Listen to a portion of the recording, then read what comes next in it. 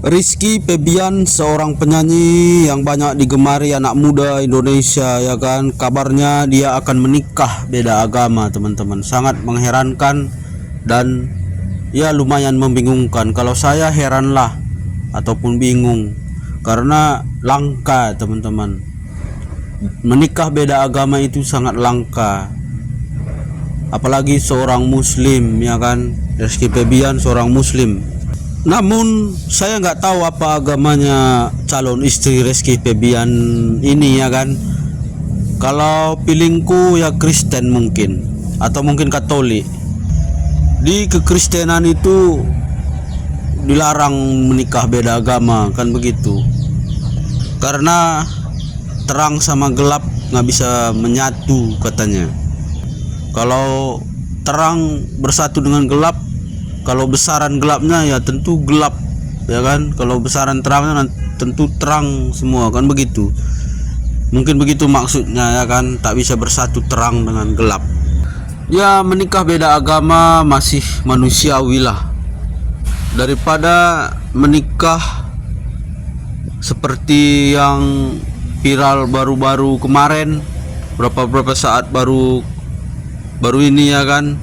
Nikah dengan kambing, dengan acara ritual-ritual agama.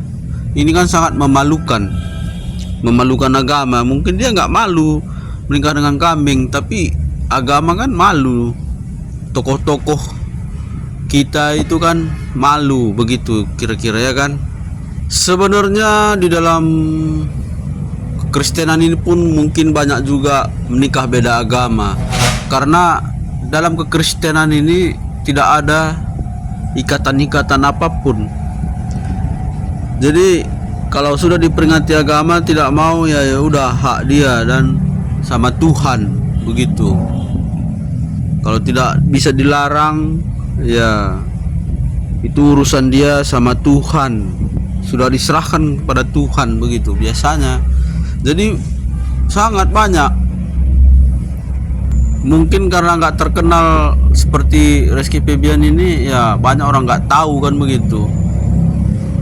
Namun inilah tadi berita-berita baru ini, teman-teman. Rizky Febian seorang penyanyi terkenal Indonesia yang banyak digemari anak muda Indonesia, menikah beda agama.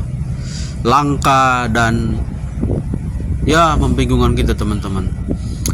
Kenapa mereka bertahan dalam agama masing-masing, ya kan. Berarti sebenarnya iman mereka ini kan kuat iman mereka ini sebenarnya. Mereka nggak mau pindah, ya kan. Karena cinta mereka nggak mau pindah. Berarti kan imannya lumayan kuat. Jadi langkalah iman seperti ini. Kadang-kadang tokoh agama aja nggak tahan, langsung